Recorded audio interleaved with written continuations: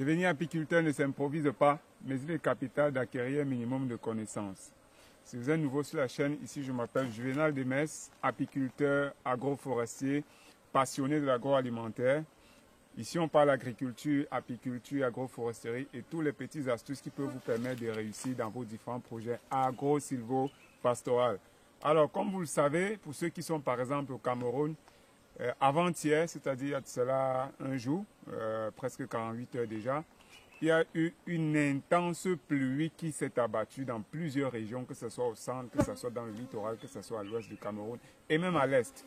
Donc, pour nous apiculteurs, pour les agriculteurs, c'est une excellente nouvelle. Moi-même d'ailleurs, j'étais très content parce que j'étais dans l'une de nos plantations. Donc, on était très heureux avec la sécheresse de voir qu'il y a une pluie aussi intense qui s'abat en plein mois de janvier. Cela va déjà limiter le stress de nos différentes cultures sur le site et pour plusieurs ou pour tous ceux qui font dans le secteur agricole. Mais alors, cela est peut-être intéressant pour les agriculteurs, mais pour les apiculteurs, c'est une histoire à double volet. Pourquoi? Parce que cela peut entraîner des conséquences très importantes pour ceux qui mènent les activités apicoles. C'est d'ailleurs la raison pour laquelle nous avons rapidement programmé pour faire une visite de nos ruchers de ce côté-ci de Bafia au centre du Cameroun. Pourquoi? Parce que quand il pleut, avec cette intensité de pluie-là, les abeilles ne sont pas en mouvement. Et le fait qu'elles ne soient pas en mouvement, elles vont donc entrer à l'intérieur, rester à l'intérieur des ruches et consommer l'alimentation qui est à l'intérieur.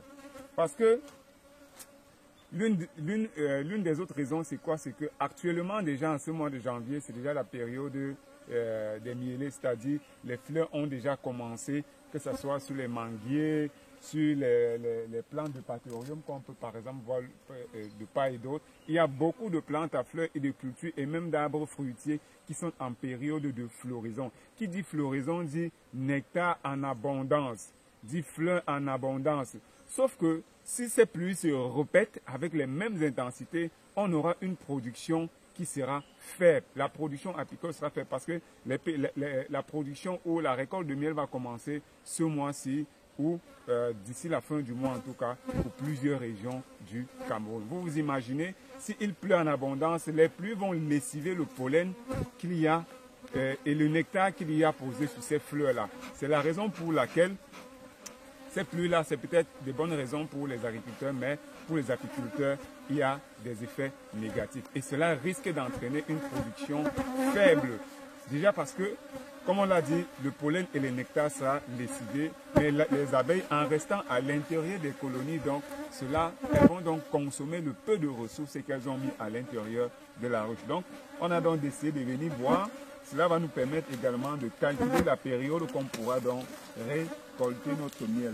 On voit donc que le dernier rayon de miel qu'il y a, ce qu'on peut observer là, c'est qu'elles ont déjà commencé à stocker du pollen, comme on parlait tantôt, et également des gouttes d'eau. Ce qui brille beaucoup là, c'est les gouttes d'eau. Ça veut donc dire que dans cette ruche, la récolte va commencer au mois de février. Pour un peu, on espère bien sûr que ces pluies-là, pour l'activité apicole, que ces pluies-là ne vont plus tomber et on pourra avoir un excellent miel parce qu'on voit que sur une ruche d'Adam à 12 barrettes, elles sont déjà à la 12e barrette en pleine production et elles ont déjà commencé à stocker les réserves. Et ces réserves-là qu'elles vont stocker vont permettre de fabriquer le miel. C'est d'ailleurs pour ça qu'on va donc se rassurer que le travail est bien fait pour nos amis. Ça c'est pareil de ce côté aussi, elles sont déjà à la dernière barrette en train de construire. C'est le même phénomène du pollen bien stocké. Ouais. Ça c'est du pollen et des réserves d'eau.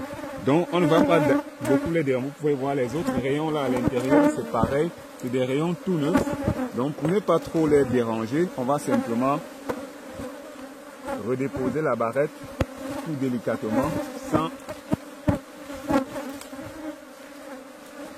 les porter préjudice quoi. Donc c'est ça, faire une visite de contrôle et cela vous évite aussi apiculteurs de rater la période de récolte parce qu'il y en a beaucoup qui se lancent en apiculture, beaucoup se lancent Et chaque fois qu'ils arrivent à la ruche,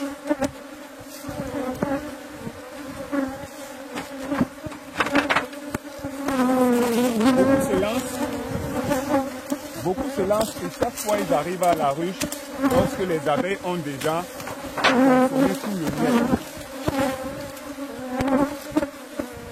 Tout simplement parce qu'ils ne se rassurent pas de venir faire les visites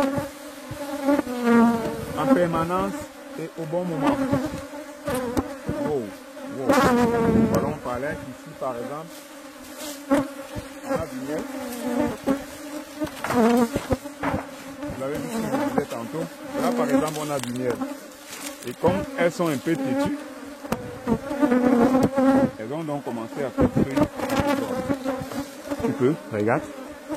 Le miel là, il est bien mature, bien operculé. Ah, ça c'est magnifique. Bon, comme c'est en désordre, on n'a pas le choix. On sera obligé de détruire quelques rayons.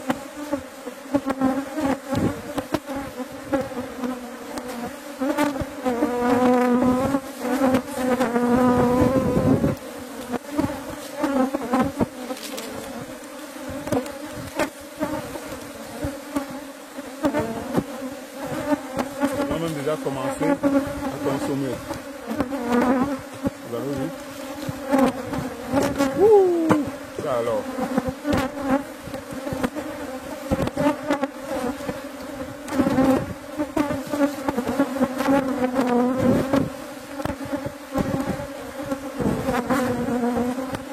Donc c'est ça un miel bien mature, bien operculé.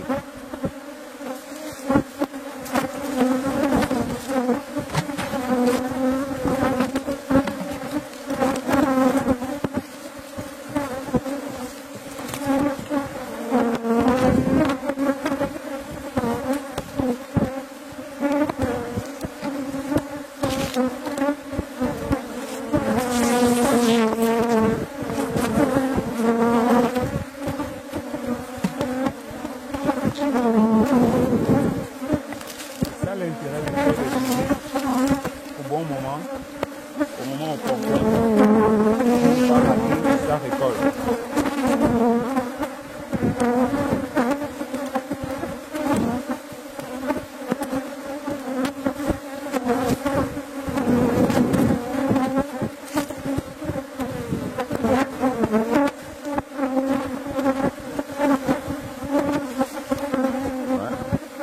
Il est très clair, hein? Très clair. Effectivement, parce que nous sommes également une savane. Ça devient un peu chaud.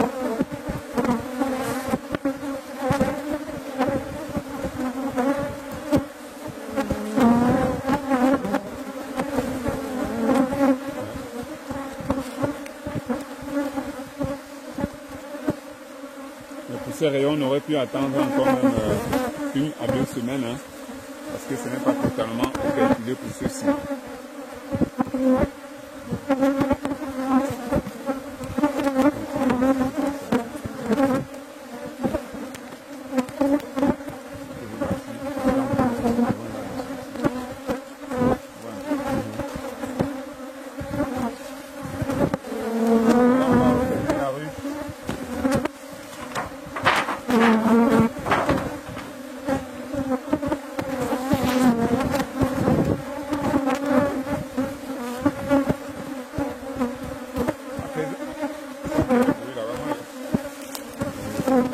Donc en faisant les visites en permanence, cela permet de planifier la récolte comme il se doit et d'arriver au bon moment lorsque le miel est bien mature et bien operculé.